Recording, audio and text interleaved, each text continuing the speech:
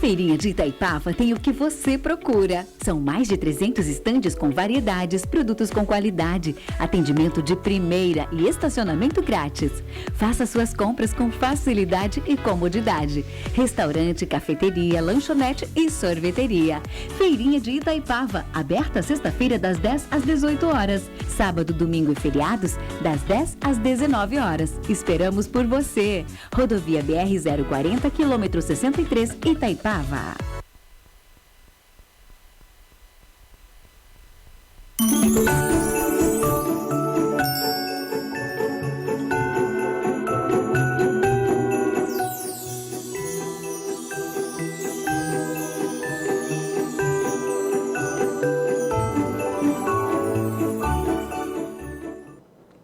Direto dos estúdios da TV Correio da Manhã em Petrópolis, começa agora o Correio Petropolitano Debate desta terça-feira, 6 de dezembro. Hoje daremos destaque às ações da Defesa Civil em Petrópolis. A nossa equipe foi até a sede da pasta para conversar com o secretário Gil Kempers. Dados do Firjan apontam que o setor industrial é responsável por 70% dos empregos gerados em Petrópolis neste ano. E o Ministério da Saúde abre consulta para incorporar a vacina pediátrica da Pfizer ao Sistema Único de Saúde. E o Censo Demográfico deste ano já entrevistou 168 milhões de pessoas, o equivalente a quase 80% da população brasileira. Notícia e informação na busca pelas ações de segurança em Petrópolis, principalmente com a chegada do período chuvoso. Eu sou Richard Stolzenburg e esse é o Correio Petropolitano Debate.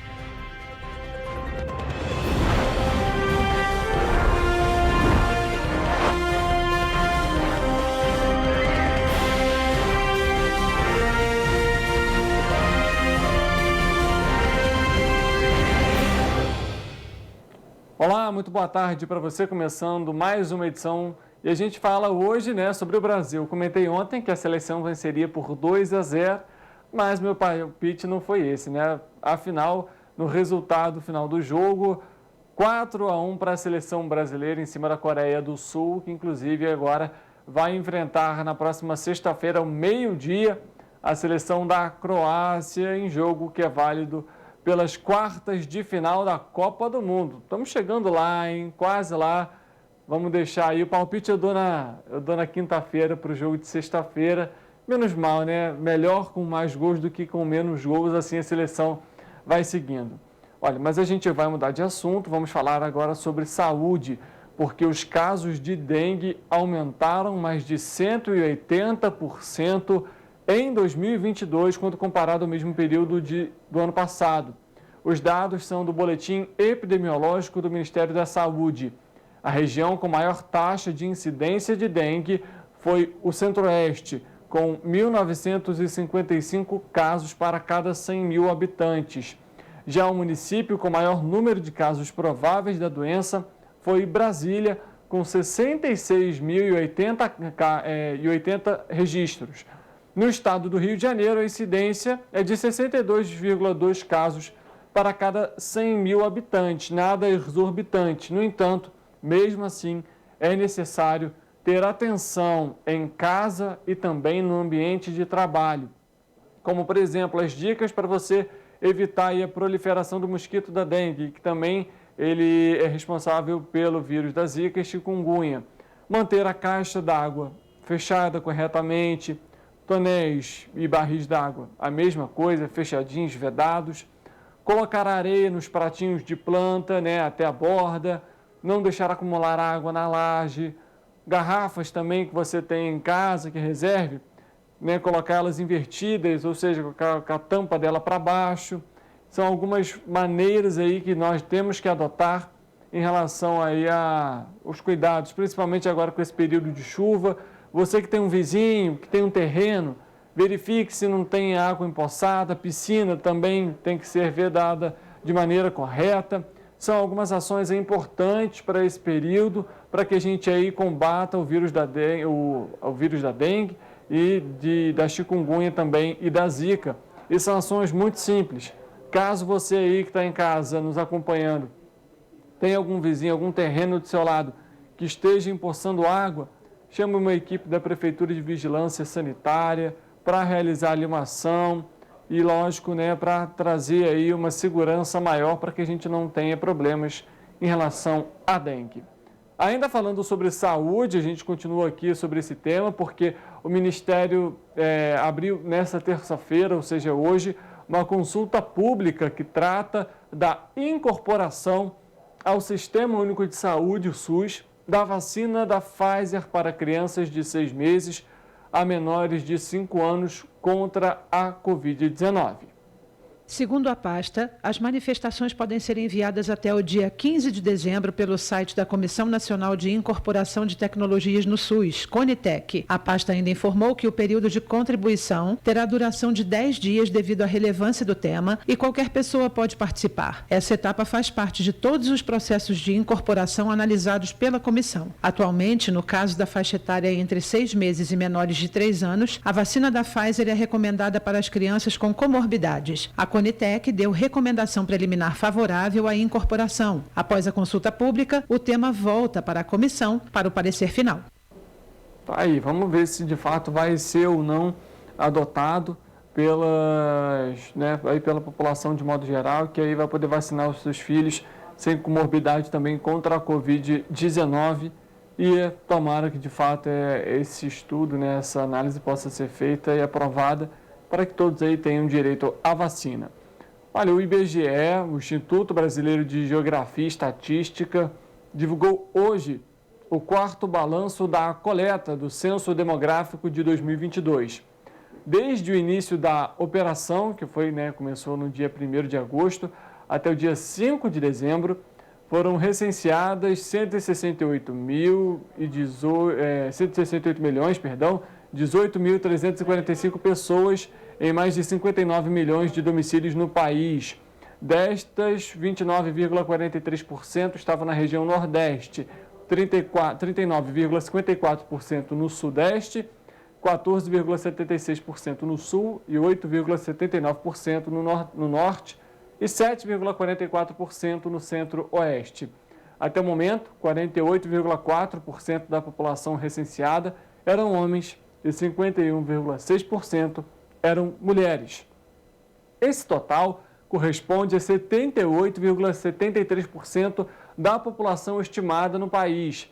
O estado mais adiantado, ou seja, com maior proporção de pessoas recenseadas em relação à população estimada, é o Piauí, com 96,2%, e foi seguido por Sergipe, com 91,2%, e o Rio Grande do Norte, com 89,8%.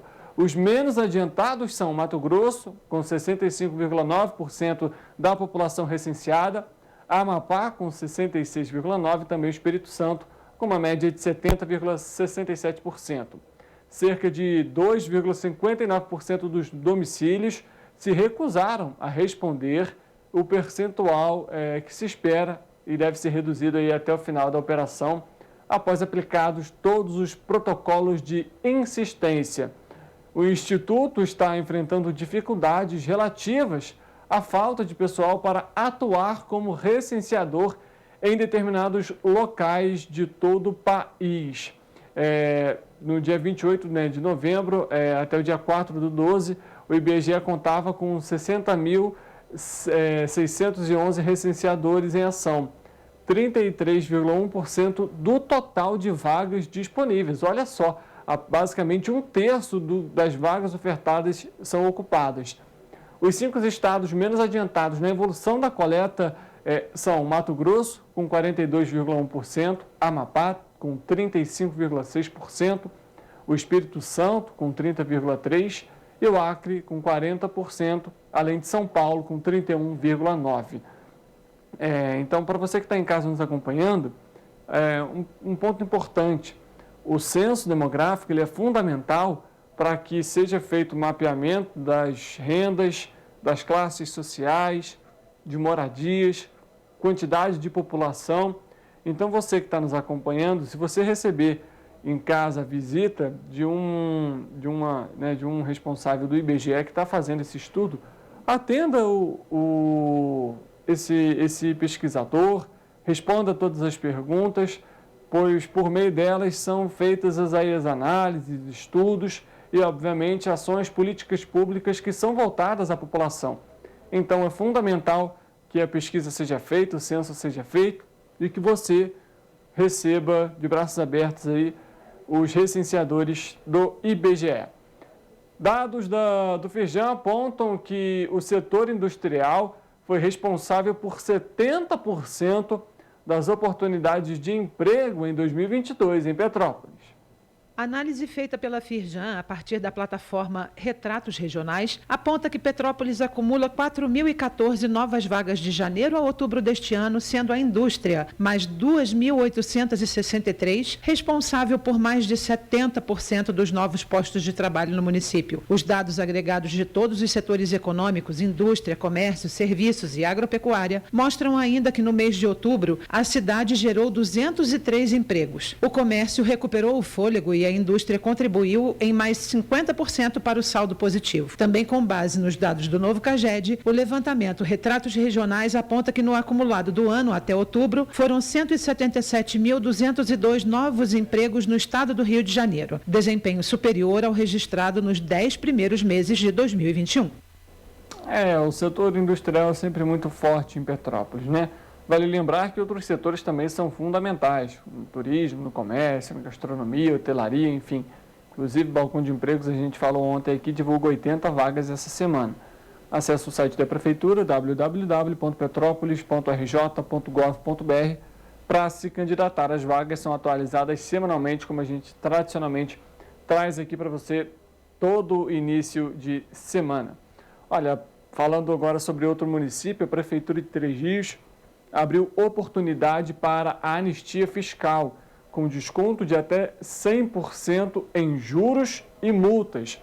O Programa Especial de Regularização Fiscal, o PERF, de 2022, oferece anistia total ou parcial, além de parcelamento dos débitos a contribuintes inscritos na dívida ativa do município. O benefício abrange débitos com IPTU e ISS, além de dívidas com o SAETRE anteriores a 2022. O programa vai descontar vai dar esse desconto de 100%, como no caso de contribuintes que optarem pelo pagamento à vista da dívida. Para pagamentos feitos em parcelas, esse desconto vai ser aplicado com 75% de 2 a 6 parcelas, 50% de 7 a 24 parcelas e de 25% de 25 a 36 parcelas, que são mensais e consecutivas e admitem um valor mínimo de R$ 58. Mudando de assunto, o acender das luzes de Natal em São Geraldo, que aconteceria na última segunda-feira, foi remarcado para a próxima quinta-feira, dia 8, devido à chuva persistente na cidade. Para participar das luzes, lá em São Geraldo, muito simples, fica no lado da Escola Municipal Nair Araújo Rodrigues e vai ser feito às 7 horas da noite, lá em Paraíba do Sul. Além de se fascinar com as cores e o brilho do encanto de Natal, o espetáculo, o evento vai ter uma atração musical especial. Inclusive, o cantor Newton Couto vai levar o show, trazendo uma apresentação com muita música e energia. Então, foi remarcado para a próxima quinta-feira lá em Paraíba do Sul. O acender das luzes, por conta da chuva, atrasou esse cronograma. A gente faz um rápido intervalo. Lembra você que o Correio Petropolitano Debate está ao vivo em todas as nossas plataformas. No nosso Facebook, TVC Correio da Manhã, no nosso YouTube, TVC 16, no nosso site, tvc16.com. Em todos esses locais você confere a nossa programação ao vivo, consegue rever aquele programa que você perdeu e, lógico, compartilhar a nossa programação, além de comentar durante o nosso programa. Vale lembrar que o nosso Correio Petropolitano está nas bancas. Todas as informações em relação ao nosso município e nossa área de cobertura você encontra nele. E claro, estamos em todos os municípios que a gente tradicionalmente já traz aqui para você. Teresópolis, Três Rios, Pati del Ferres, Paraíba do Sul, Nova Friburgo e, claro, Petrópolis. Para você que nos acompanha pelos outros municípios, obrigado pela sua audiência e pela sua companhia. A gente faz um rápido intervalo e volta já.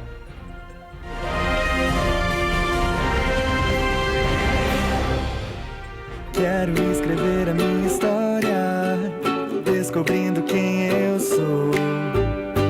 O amor que eu levo na memória é tudo que eu aprendo de bom. Das pequenas às grandes lições, o amor que eu vivo e aprendo se reflete em ações. Trilhar um bom caminho desde cedo, esse é o segredo. Colégio Bom Jesus. Amor é o nosso jeito de ser e ensinar. Olá, amigo e amiga. Esta época de tempo mais frio contribui para espalhar doenças respiratórias, incluindo a temida Covid-19. Você que não deixa de cuidar da sua saúde, confira sua caderneta de vacinação e não perca a oportunidade de atualizar o seu calendário de vacinas. É simples e faz bem a você e a quem vive ao seu redor. Acesse o site novaiguaçu.rj.gov.br. Procure o ponto de vacinação mais próximo e tome todas as doses recomendadas para a sua idade. Não perca tempo, pegue a sua caderneta e coloque a sua vacina em dia. Aproveita e confere a caderneta de toda a família também, tá? Juntos vamos seguir vencendo a Covid-19. Não vacile, vacine. Prefeitura de Nova Iguaçu.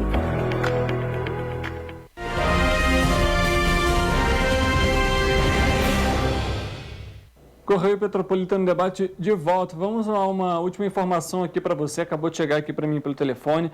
A Petrobras reduziu o preço dos combustíveis. A partir de amanhã, quarta-feira, o valor da gasolina vai passar de R$ 3,28 centavos por litro para R$ 3,08 por litro, isso para as distribuidoras. O diesel também sofreu queda no valor do preço. Vai sair de R$ 4,89 para R$ 4,49 por litro, redução aí de 40 centavos. Você, consumidor, já deve acompanhar aí, então, nos postos, uma redução no valor do combustível. Agora sim, nós vamos para o que foi destaque no nosso programa de hoje. Nós conversamos com o Gil Kempers, secretário de Defesa Civil do município de Petrópolis, na manhã de hoje. Ele não poderia vir ao nosso programa, então fomos à sede da Defesa Civil para conversar com o Gil. Nessa primeira sonora que você vai acompanhar, ele fala sobre o balanço das ações da Defesa Civil em Petrópolis neste ano. Beleza, pode? Pode. Lá, Gil, primeiramente gostaria de agradecer seu tempo, sua presença para conversar com a gente do Correio Petropolitano Debate. A primeira pergunta que eu faço em relação ao balanço geral que a Defesa Civil tem hoje para a cidade, até porque dia 21 está chegando, a gente sabe que é um período preocupante para o morador, a gente sabe que as ações estão sendo adotadas, mas de qualquer forma, Pedro, né, o período chuvoso chega, o petropolitano fica um pouco preocupado. Então, eu acho muito importante esse tipo de informação, eu acho que a imprensa tem um papel muito importante nesse momento, porque através da imprensa a gente consegue acessar uma maior quantidade de pessoas e é muito importante que essas informações cheguem diretamente à população. Realmente a Defesa Civil vem tomando uma série de ações, né, então após a tragédia de fevereiro e de março, uma série de ações, tanto preventivas quanto mitigatórias, foram tomadas na cidade. É importante a gente entender a dimensão do que aconteceu, né? Eu recentemente estive num evento para discutir um pouco essa ação e a gente consegue entender o tamanho da tragédia pelos números, né? A Defesa Civil de Petrópolis realizou entre janeiro de 2022 e dezembro de 2022, em outubro de 2022, aproximadamente 15 mil ocorrências, 15 mil laudos de Defesa Civil. Para a gente entender a magnitude disso, a Defesa Civil de Petrópolis realizou entre junho de 2012 e novembro de 2021, 12 mil laudos. Então a gente entende o quanto de ocorrências nós temos. A gente está falando numa cidade em que aconteceram mais de 7 mil escorregamentos. A gente tem quase 8 mil casos interditados. Então a gente consegue entender a dimensão disso e perceber que é uma ação que ela tem que ser tomada em um conjunto como um todo, não só do poder público, mas também da população. A gente precisa entender que cada cidadão tem a sua responsabilidade nesse processo, né? Que começa desde uma queimada, quando o cidadão inadvertidamente taca fogo no lixo nos fundos da sua casa, e isso atinge uma vegetação, e a população pouco entende que esse incêndio florestal ele vai prejudicar a vegetação nativa e que posteriormente, depois de alguns anos, essa área que ocorreu um incêndio florestal, ela vai se tornar mais suscetível a incêndio florestal. Eu estive no Morro da Oficina, eu conversei com os moradores mais antigos e alguns me relataram que não, a minha avó morava aqui e anualmente a população, a minha avó e o pessoal da comunidade tacava fogo na mata para matar os bichos que moravam atrás das casas. Então, essa é uma cultura que precisa mudar, a gente precisa entender que a nossa cidade é uma cidade de alto risco, que a gente tem muitas áreas suscetíveis a escorregamento, muitas áreas de inundação, e a gente precisa entender que a população que mora numa condição de risco, que ela precisa entender quais são os processos quando ela receber um alerta de escorregamento, quando ela estiver numa área de sirenes, por exemplo, que as sirenes foram acionadas, que a população precisa se deslocar para os pontos de apoio. Então a Defesa Civil vem tomando uma série de ações para a gente ter uma dimensão disso. Eu assumi aqui a Defesa Civil no ano passado e tinham apenas 14 pontos de apoio. Nós estamos hoje com 70 pontos de apoio. Então muitas comunidades que nem sirene tem, a gente já montou uma equipe de acolhida, então foi um fortalecimento muito grande dos núcleos de defesa civil para que a população se sentisse acolhida numa situação de emergência. A gente pede à população que não permaneça em áreas interditadas. A interdição ela tem o objetivo de salvaguardar a vida das pessoas. E a gente sabe que em algumas áreas muitas pessoas podem estar retornando para as áreas interditadas. A gente pede à população que não faça isso. As áreas interditadas é porque de alguma forma tem uma condição de risco geológico ou então alguma condição de risco estrutural. E a pessoa só pode retornar para a sua casa se tiver sido feita a intervenção de engenharia para que seja otimizada e reduzido o risco daquela localidade. Por que é importante ressaltar isso? Muitas das vezes a gente vê o cidadão cobrando que algumas intervenções sejam feitas. Realmente, algumas intervenções são de responsabilidade do poder público, mas algumas intervenções são de responsabilidade do próprio cidadão. Então o cidadão ele tem que entender que ele não pode fazer uma edificação sem uma autorização da prefeitura para que essa análise de risco seja feita antes que o cidadão construa de uma forma irregular, em que ele possa fazer um corte irregular de talude e que muitas vezes vai colocar ele e a família dele numa condição de risco.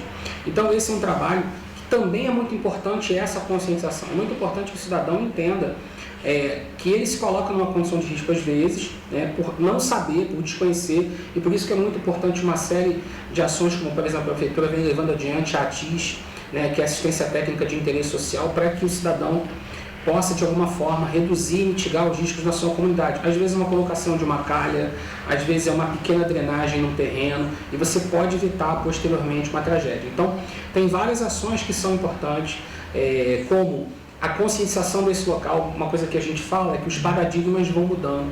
E um paradigma que mudou após essa chuva é que o cidadão não pode esperar mais o último alerta da sirene, o último momento para sair da sua casa e para se deslocar para um ponto de apoio. Por quê?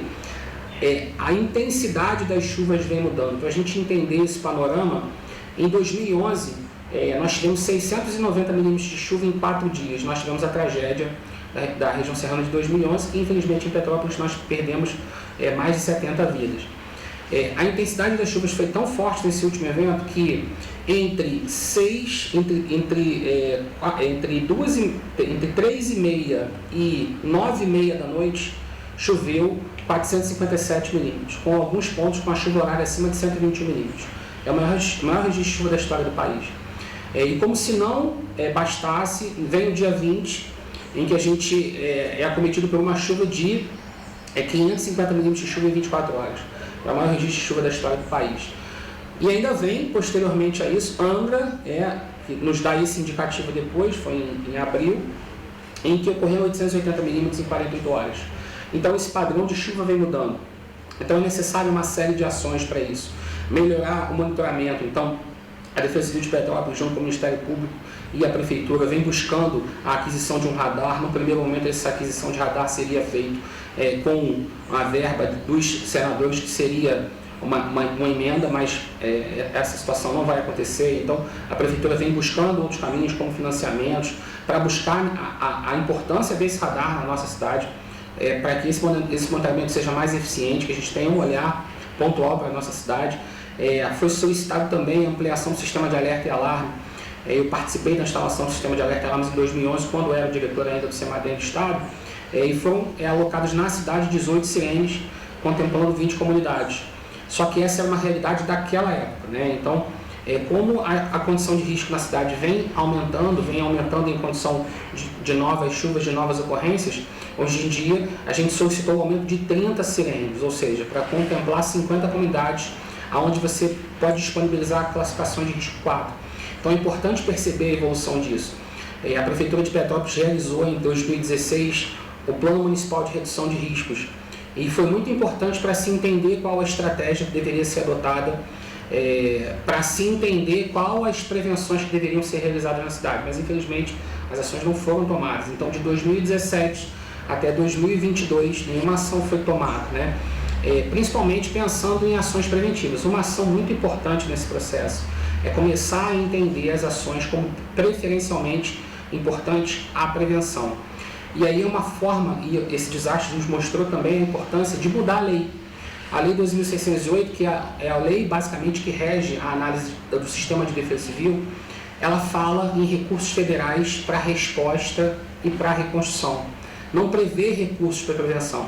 Então essa é uma falha em que agora, entendendo esse processo, a Prefeitura de Petrópolis, o prefeito teve uma visão brilhante de entender que é importante disponibilizar recursos para a prevenção. Então, foi normatizado o Fundo de Defesa Civil, com esse Fundo de Defesa Civil, o Conselho de Defesa Civil, para que esse Conselho pudesse gerenciar esse fundo, entendendo que esse fundo passa a ter um recurso próprio, ou seja, é o primeiro Fundo de Defesa Civil do país que eu tenho conhecimento, em que ele tem um recurso próprio, ou seja, 50% da taxa de construção civil, todas as obras que são solicitadas e licenciadas na cidade, 50% dessa taxa vai ser destinado diretamente para a Defesa Civil. Para quê? Para ações preventivas, para que você consiga fazer ações de prevenção e você buscar minimizar e antecipar os desastres naquela comunidade. Então, fortalecimento do JODEX, treinamento, capacitação, aquisição de sede, de uma sede para cada núcleo de defesa civil. Então tem uma série de ações que o Conselho, que é deliberativo, vai votar para construir uma política municipal, né, servindo de exemplo para outros municípios, fazendo um link com o Estado e com o governo federal, buscando justamente fomentar essa mudança na legislação. Por quê? É importante que o governo federal entenda como outros países fazem isso, né? Eu lembro que um dos cursos que eu tive a felicidade de fazer fora do país, na Espanha, em que os professores eles são bem claros ao dizer que a Europa gasta 250 euros por habitante na prevenção, porque se ele não gastar esses 250 euros na prevenção, ele vai gastar 2.500 euros numa resposta ao desastre. Então, é muito mais interessante economicamente, é muito mais viável economicamente você investir em prevenção. E além de uma informação que ela é muito clara e muito transparente, que não existe preço para uma vida. Então, todos os recursos gastos agora com prevenção, e aí pensando nisso, nós montamos agora um sistema de inundação, que é a primeira vez que foi feito. Esse estudo a gente começou a realizar ano passado nós não tivemos o recurso para implementar o sistema de inundação, né? Então, serão instaladas agora, já começaram a ser instaladas essa semana, as cancelas, são 3 cancelas, uma na Ponte Fones, uma na Duas Pontes e outra ali na UPA do centro, que elas vão fechar automaticamente a Coronel Veiga e o centro da cidade quando a gente tiver uma inundação abrupta. Então, foi feito um estudo de vazão desses rios, porque historicamente, né, a gente fala da inundação da Coronel Veiga há 20, 30, 40, 50 anos, mas qual era o volume de chuva necessário para inundar a Coronel Veiga? Quanto tempo resposta se existia para isso? Então a equipe técnica conseguiu fazer esse protocolo, conseguiu fazer esse entendimento, e hoje a gente já sabe o quanto é necessário chover na bacia do Quitandinha para que a Coronel Veiga alague, e principalmente o centro histórico alague. Então serão instaladas 2 sirenes também, uma sirene na Coronel Veiga e uma sirene no centro histórico ali em frente ao Cefet.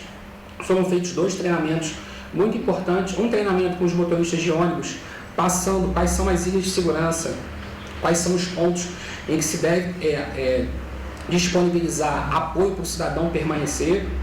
E no centro também foi feito um primeiro treinamento agora com os lojistas. Pretendemos fazer mais 2 treinamentos para que o cidadão que ele estiver no centro da cidade, numa situação de emergência, quando a sirene for acionada, qual é o procedimento que ele deve adotar. Então, é uma estratégia muito importante para que a gente Bom, a gente vai trazer o restante da entrevista agora para você. A gente vê aí que tem muita coisa que ele foi comentado, né?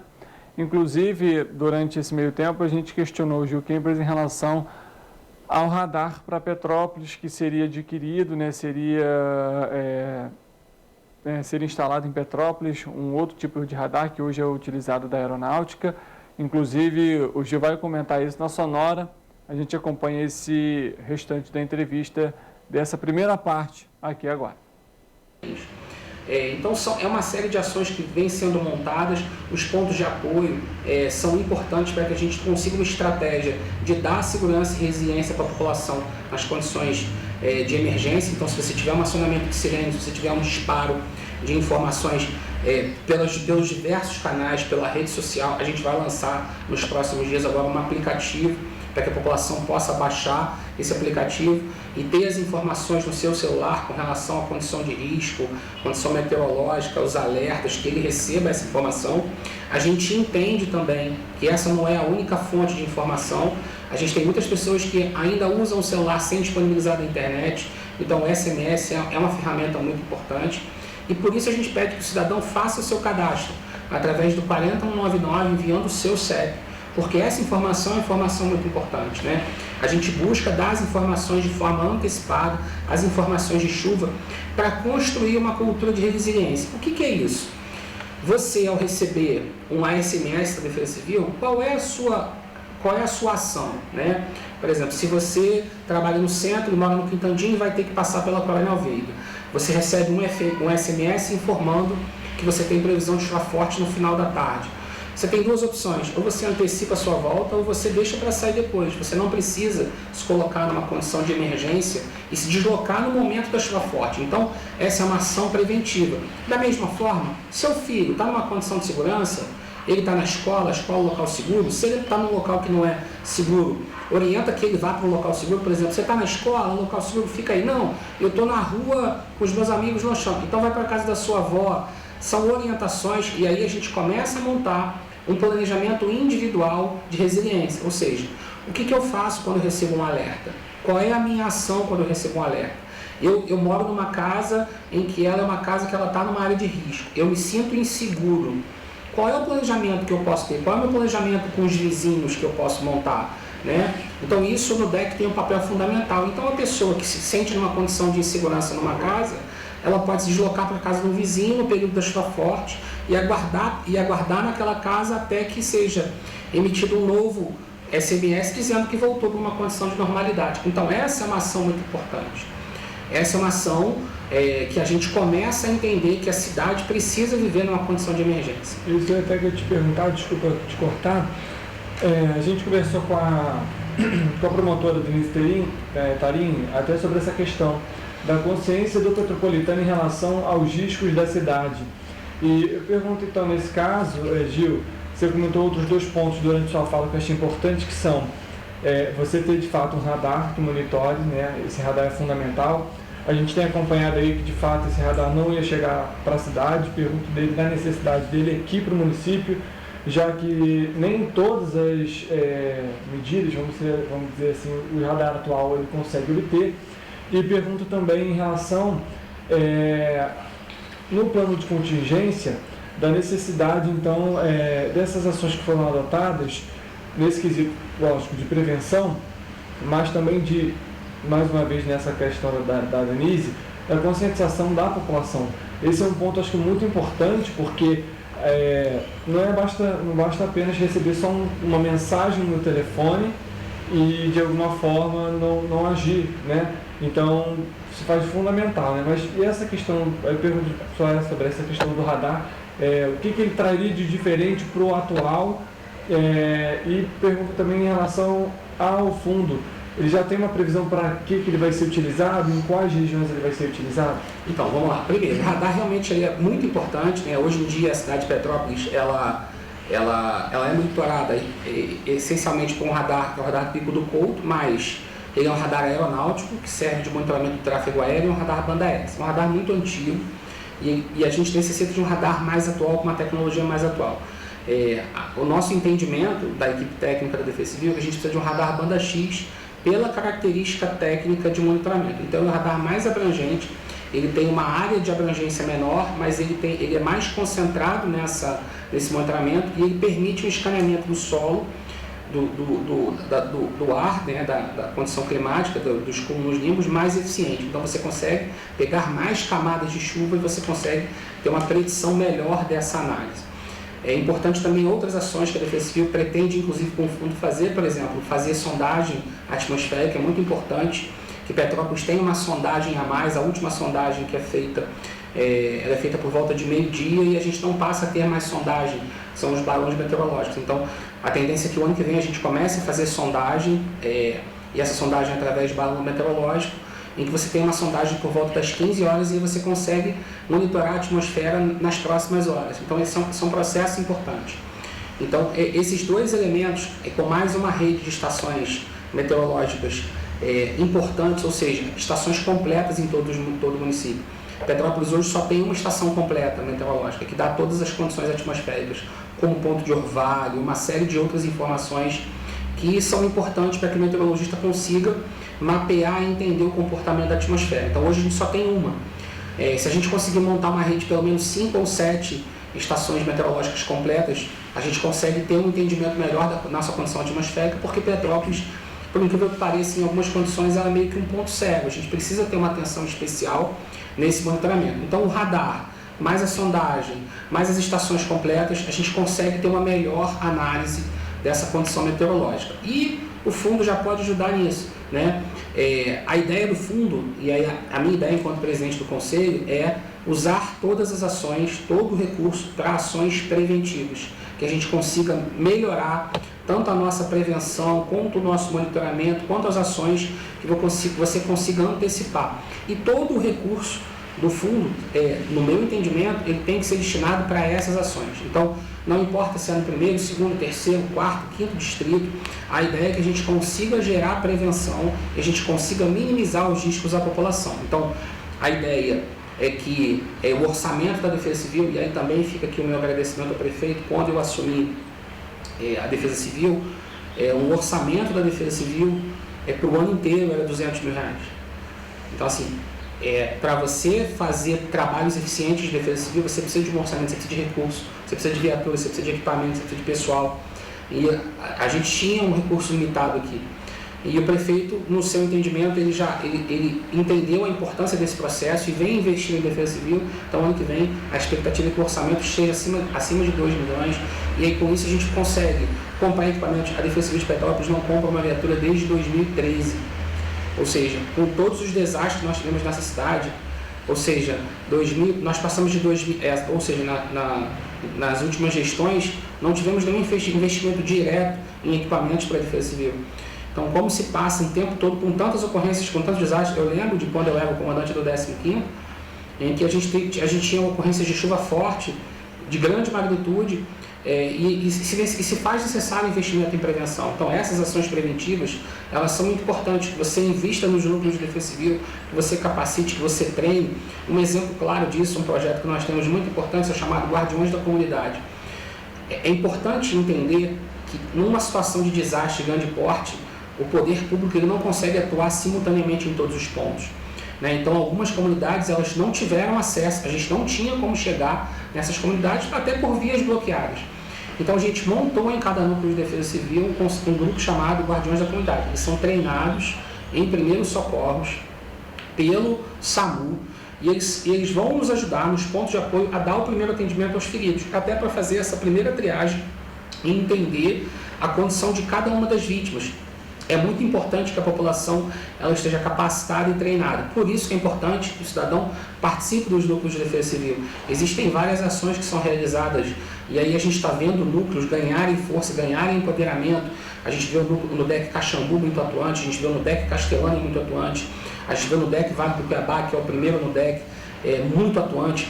E isso é muito bom porque a comunidade ela se reforça, ela começa a entender os seus riscos. É muito importante que eles comecem a mapear isso, passado esse treinamento pela Defesa Civil.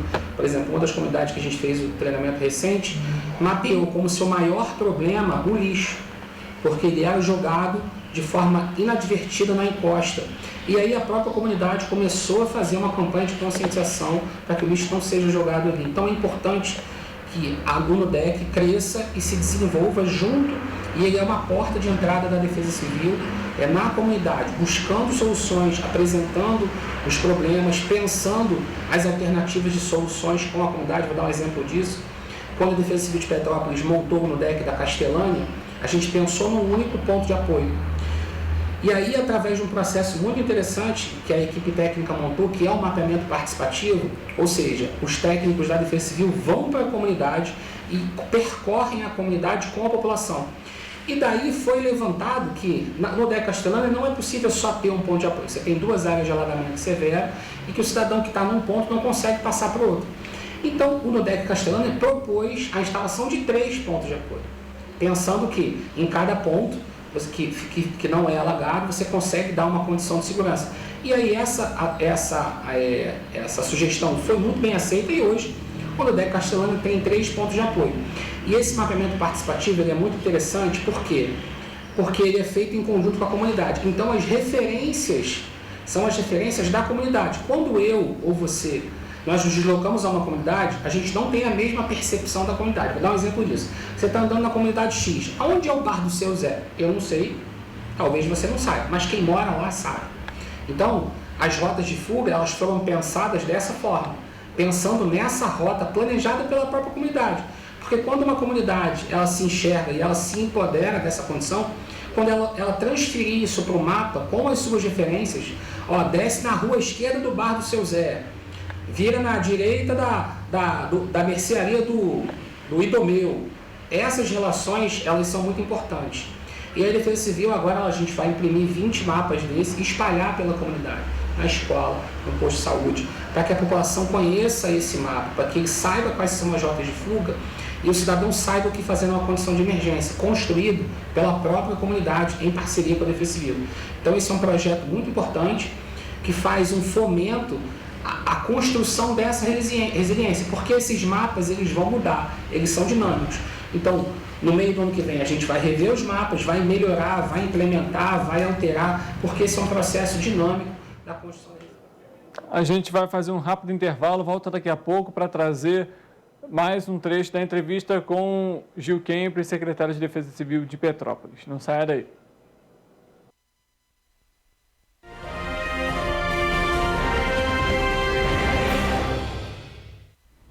Você já pensou sobre o que é ser petropolitano? Ser petropolitano é viver a história e viver na história. É tratar Dom Pedro II e a Princesa Isabel como vizinhos, ter uma natureza incomparável e ter um ar serrano que os turistas adoram. É também, às vezes, ter todas as estações do ano em um só dia. Ser petropolitano é se emocionar com os corais e marchar com as bandas marciais. É enfrentar o trânsito na subida da serra e reclamar do pedágio. É comemorar os gols e, às vezes, sofrer pelo serrano. Ser petropolitano é ser resiliente, ser solidário. Ser petropolitano é amar esta cidade imperial, na qual nascemos ou escolhemos para viver. Correio Petropolitano, o jornal que tem no seu nome o orgulho de ser petropolitano. Todos os dias em uma banca perto de você.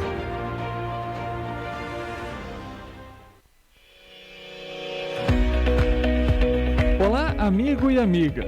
Esta época de tempo mais frio contribui para espalhar doenças respiratórias, incluindo a temida Covid-19. Você que não deixa de cuidar da sua saúde, confira sua caderneta de vacinação e não perca a oportunidade de atualizar o seu calendário de vacinas. É simples e faz bem a você e a quem vive ao seu redor. Acesse o site novaiguaçu.rj.gov.br. Procure o ponto de vacinação mais próximo e tome todas as doses recomendadas para a sua idade. Não perca tempo. Pegue a sua caderneta e coloque a sua vacina em dia. Aproveita e confere a caderneta de toda a família também, tá? Juntos vamos seguir vencendo a Covid-19. Não vacile, vacine. Prefeitura de Nova Iguaçu.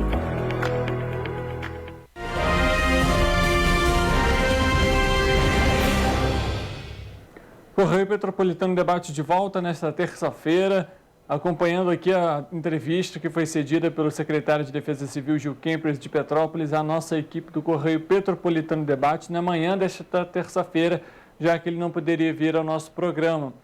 Durante essa fala que você vai acompanhar agora, Gil Kempers fala sobre as ações aqui de Petrópolis em relação às casas, às interdições que ainda permanecem aqui na cidade. E ele explica também um pouco sobre como funciona a cada interdição. São 3 categorias e você acompanha mais um trecho da entrevista.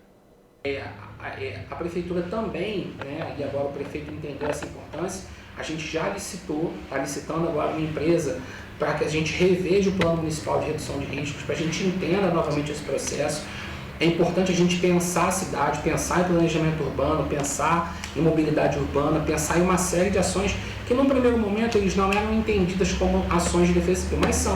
Porque numa situação de desastre, você precisa entender a cidade como um todo.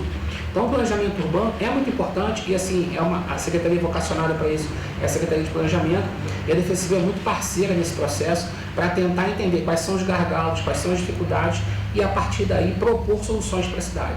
Gil, você comentou uma questão importante, perdão, em relação às comunidades e alguns locais que você ainda tem residências interditadas. A gente sabe que muitos pontos aqui de Petrópolis são áreas de risco e algumas regiões continuam com casas interditadas. Existe uma previsão, uma análise que pode ser feita para a desinterdição dessas casas ou, de fato, alguns locais vão precisar ser renaturalizados, colocados novamente vegetação? Porque a gente conversou com a Denise e ela até comentou isso também. Na localidade 24 de maio, você teve um crescimento absurdo da população de maneira inadequada e, com isso, você precisa de fato. A região ela não vai comportar a quantidade de casas que tem e, se continuar dessa forma, novas tragédias podem ocorrer. De fato, isso acontece aqui em Petrópolis e em alguns outros pontos? Então, é importante a gente entender que existem 3 tipos de interdição. Existe uma interdição que ela se dá por edificações que não podem mais retornar à habitação. São edificações de altíssimo risco. E as classificações de risco, elas ultrapassam as classificações adequadas de moradia. Então, você tem em Petrópolis algumas regiões que são classificadas como risco 5, risco 6, que é um risco altíssimo, onde o aceitável para se morar é apenas até risco 3.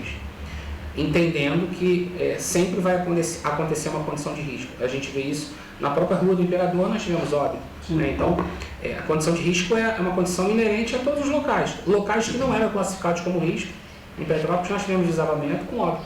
Então, assim, não é porque a sua casa, no primeiro momento, não está classificada numa condição de risco que não tem risco de acontecer alguma coisa. Então, quem mora em Petrópolis tem que entender que mora numa cidade de alto risco e que ele precisa aprender a se comportar em uma condição de alto risco, assim como acontece no Japão, assim como acontece no Chile, assim como acontece em todos os países que são sujeitos a desastres naturais, que no Brasil esse desastre não é só natural, ele já é classificado como socioeconômico, justamente por essa questão que você citou muito bem, do planejamento urbano, né? Das construções irregulares e a forma em que a população ocupa o território. Então essa é uma discussão muito importante.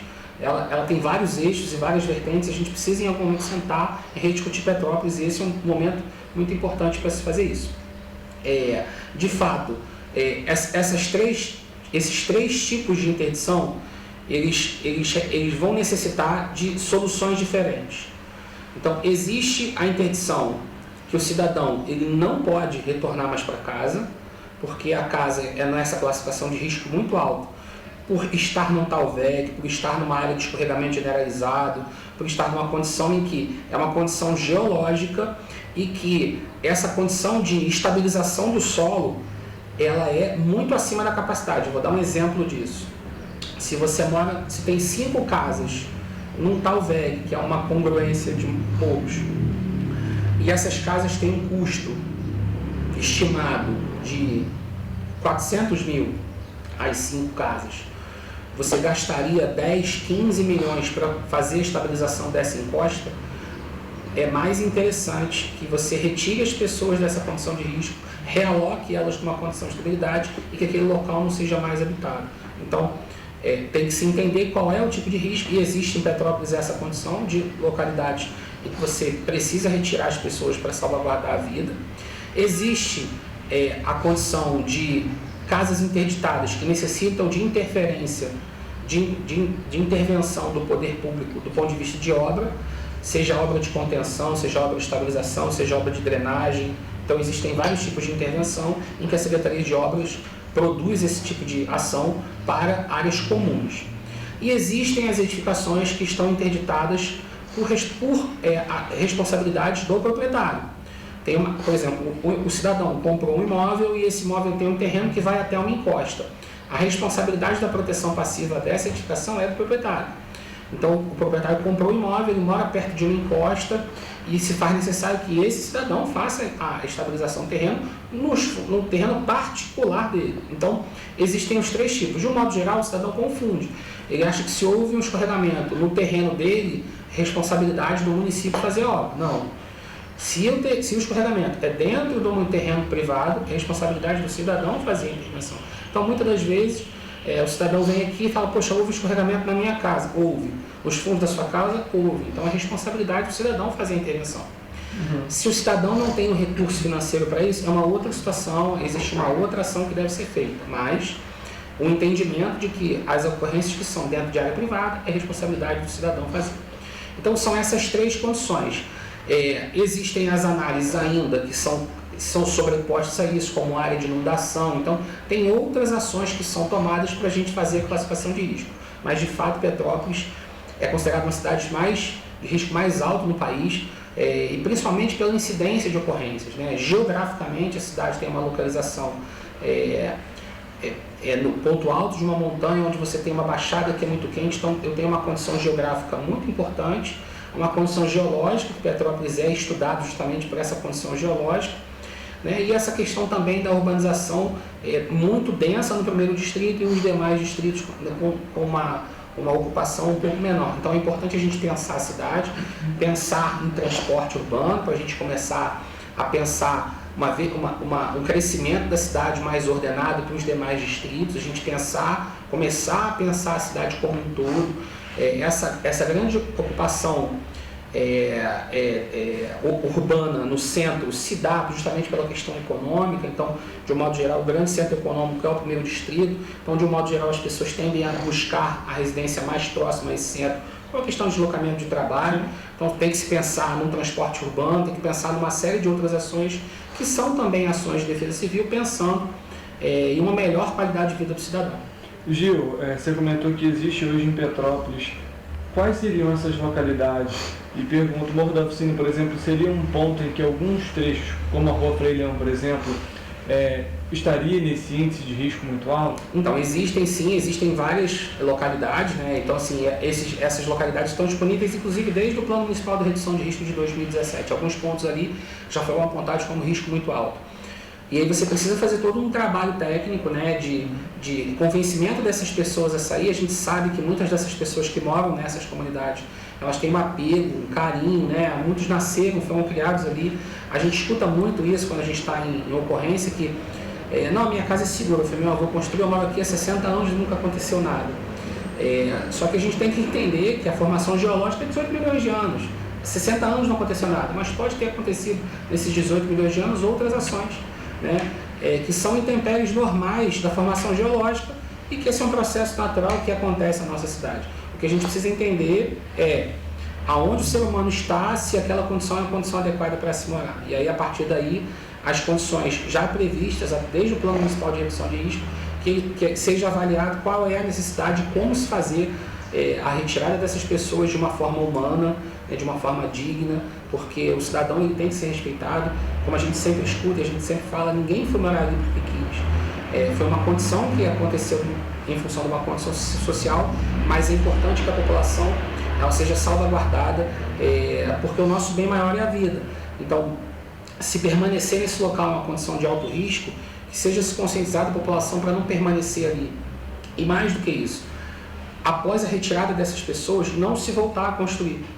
Porque daqui a 50, 60, 70, 100 anos eu não vou estar aqui, você não vai estar aqui. E se a gente não produzir um aspecto cultural de não reocupação dessas áreas, daqui a pouco vai ter gente morando lá de novo e aí vai ser só mais um recorte de jornal de 50, 100 anos atrás, em que muitas ocorrências, a gente vê muito isso em vários locais em que a população mesmo comenta, não, aqui já caiu em 88, aqui já caiu em 60 e pouco, mas a pessoa volta a morar no mesmo local. Então, esse processo de conscientização tem que se passar de geração em geração. Aqui não pode morar. Aqui é um processo geológico de alto risco, e se voltar a morar aqui, a possibilidade de novo escorregamento é muito grande. Então, esse é um processo, é só uma mudança cultural. Então, a ideia é que a gente faça a cidade de Petrópolis como uma referência em resiliência. Como a gente é a cidade de maior alto risco no país, por que não ser a cidade de maior intervenção, de maiores ações? A gente hoje tem uma defesa civil muito forte, a gente tem mais de 60, de 70 servidores, quantitativo de viaturas, equipamentos, equipe técnica. Nós somos um dos maiores corpos técnicos municipais do país, e mesmo assim, diante de um desastre dessa magnitude, a gente não teve a capacidade operacional de atender todas as demandas. É importante a gente ressaltar isso também, porque muitas pessoas questionaram se o plano municipal de contingência ele foi eficiente. Ele foi muito eficiente. Se a gente relembrar, se a gente fizer um recorte temporal um pouco diferente, em janeiro de 2022 nós tivemos uma chuva muito forte. Do dia 7 ao dia 14 de janeiro nós tivemos 1.000 ocorrências. Então nós tivemos muitas ocorrências. Porém, o município foi capaz de absorver essas demandas. Então, as 1.000 ocorrências foram atendidas, as famílias que ficaram desalojadas e desabrigadas, elas foram atendidas, e o município conseguiu, através do seu Sistema Municipal de Defesa Civil, atender a essas ocorrências. Porém, quando chegou em fevereiro, onde a gente ultrapassou no dia 15 as 8.000 ocorrências, e a gente chegou no dia 20 de março com mais 5, 6.000 ocorrências, a capacidade operacional do município ela foi extrapolada. E daí a importância do Sistema Nacional de Defesa Civil, onde a gente conseguiu, através de um gabinete integrado, instrumentalizar essa resposta eficiente, onde estavam todas as agências trabalhando em conjunto, Exército, Marinha, Aeronáutica, Polícia Militar, Corpos de Bombeiros do país inteiro, as defesas civis, os órgãos estaduais, municipais, trabalhando de outros municípios também, trabalhando de forma coordenada, e a gente conseguiu ver uma resposta muito eficiente. Por que eu falo que essa resposta foi muito eficiente? No dia seguinte à tragédia... A gente ainda acompanha mais um trecho agora para você que está nos acompanhando, da sonora do Gil Kempres, é o último trecho final da entrevista que ele nos cedeu hoje cedo. 75.000 pessoas estavam sem luz. Você tinha mais de 25 vias interrompidas. Você não tinha mobilidade urbana na cidade. E eu te pergunto, mas por que você está falando isso? Porque se não tivesse sido eficiente essa resposta, se ela não tivesse sido organizada, dentre essas 75.000 pessoas sem luz, você já imaginou uma pessoa que ela precisa de insulina e que ela está sem luz, que ela faz uso de um equipamento para respiração e ela continua sem luz? Essa pessoa seria uma vítima. Se você não faz essa mobilidade urbana da cidade, você deixaria de ter coleta urbana de lixo, você começaria uma série de doenças, né? E você começa a mexer com outras estruturas da cidade. Você tinha uma série de unidades hospitalares que foram afetadas. Então, você fazer toda essa resposta coordenada de forma eficiente fez com que nós não tivéssemos desastres secundários. Então, essa resposta foi uma resposta muito importante, foi coordenada basicamente pela prefeitura. As pessoas não entendem que numa situação de magnitude como essa, o governo federal e o governo estadual têm a função de apoiar o município. Então, a estrutura do município esteve à frente das ações, e aí muitas das vezes a pessoa fala assim, que nem eu tive uma vez na rua Uruguai, e o cidadão me falou assim, mas eu só estou recebendo a visita da Defesa Civil agora. A Defesa Civil que veio aqui foi a Defesa Civil de Maricá. Só que a pessoa não entende que essa coordenação, como a nossa equipe não era capaz de estar em todos os momentos, nós designamos qual equipe estaria em cada área. Então, a coordenação logística ficou com a Defesa Civil do município e as ações foram tomadas em parceria com as demais ações. Então, em alguma localidade foi a Defesa Civil de Maricá, em outra localidade foi a Defesa Civil de Niterói, a Defesa Civil de outros municípios que participaram, de Friburgo e muitos outros. E aí, quando a Defesa Civil aumentou sua capacidade de resposta, contratando técnico, alugando viatura, a gente conseguiu diminuir a intervenção e a atuação de outros técnicos de outros municípios. A coordenação operacional se dá para isso. Inclusive, essa coordenação serve de parâmetro hoje para a própria Defesa Civil Nacional, que implementou a utilização disso, por exemplo, no desastre de Recife. Essa coordenação integrada, o próprio Exército está montando hoje em dia, né, um manual, utilizando a experiência de Petrópolis como parâmetro para a gestão de desastres no país inteiro, para saber como apoiar. porque essa operação coordenada de Petrópolis, ela foi referência em várias ações de desastre. Eu que tive a experiência também de trabalhar em 2011, percebi o avanço que foi na gestão operacional do desastre, tendo essa coordenação integrada entre todas as agências, e como foi a resposta de 2011, em que não existia uma coordenação. Quem trabalhou na tragédia de 2011 entende essa diferença, onde não tinha coordenação, não tinha o entendimento de um sistema de defesa civil unificado, onde cada ente federativo tinha seu papel definido, o que fazer, como fazer, através de uma matriz de responsabilidade que ela é montada ao longo do ano inteiro. Então, essa matriz que está dentro do plano de contingência, ela é feita a várias mãos. Ela passa por vários órgãos, em que os próprios órgãos apontam quais são as suas atividades operacionais. E é importante entender essa percepção. Por quê? Diante da magnitude do que aconteceu, a gente pode entender que outras secretarias passam a ter informações muito importantes e podem ajudar na gestão. A gente vê um exemplo disso, o desenvolvimento econômico, que é uma secretaria vocacionada a outros interesses. No momento da chuva, em que a gente passou a ter uma grande doação de donativos, através da determinação do prefeito, a Secretaria de Desenvolvimento Econômico assumiu a logística, né, dos donativos. E é importante, então, entender esse trabalho integrado e a responsabilidade de cada ente numa ação de grande porte. Isso se dá justamente para essa organização. Não é um processo simples, porque você não tem como treinar o que a gente não sabe o que vai acontecer, mas é impossível você montar assim uma organização mínima, prévia, para que numa situação de emergência ela venha a atuar. E Gil, até para a gente também finalizar a nossa entrevista, qual a necessidade então das análises geológicas da cidade de modo geral? E aí eu falo justamente porque você tocou numa questão importante. Poxa, eu moro aqui há 60 anos e nunca aconteceu. Então, entra aí a questão também da pessoa tomar alguma medida quando ela recebe o alerta, porque, poxa, aqui não aconteceu nada, então eu não preciso me preocupar. A gente conversou com o Fred Procópio, ele apresentou inclusive um relatório em relação às tragédias e que aponta até a contratação de uma empresa para análise geológica da cidade. Você acha isso importante? De fato, tem que ter e deveria englobar todos os distritos e, logicamente, as localidades da cidade? Não, exatamente. O Plano Municipal de Redução de Riscos é justamente esse. É essa análise geológica sobreposta a outras ações. Por exemplo, a ocupação do território. Com o censo do IBGE e com as informações econômicas da cidade, a gente consegue cruzar a informação com essa relação geológica e entender o processo da cidade. Então, assim, essa informação geológica na Petrópolis ela é fundamental. Então, no nosso corpo técnico, a gente tem aqui os geólogos que eles acompanham esse processo o tempo todo, né? Então, muitas edificações ela tem uma condição estrutural muito boa, mas ela se encontra numa área de escorregamento generalizado. Então, eu não posso considerar essa uma edificação segura. Mesmo que ela tenha uma condição estrutural boa, ela permanece dentro de uma área de risco geológico elevado. Então, Petrópolis tem essa peculiaridade, e a gente tem os dois quadros técnicos aqui, tanto da engenharia quanto da geologia, para você cruzar as informações. Então, muitas das vezes, o engenheiro vai ao local, ele faz uma análise estrutural da edificação, considera a edificação estruturalmente viável, mas o geólogo entende que ela está numa área de risco geológico elevado, então a gente considera que aquela edificação está interditada. Por isso que muitas vezes o cidadão fala assim, poxa, mas a minha casa é perfeita, ela não foi afetada. Por que a minha casa está interditada? Porque ela tem uma interdição geológica, não uma interdição estrutural de engenharia. Então esse é um processo que é dinâmico, e Petrópolis já tem essa condição.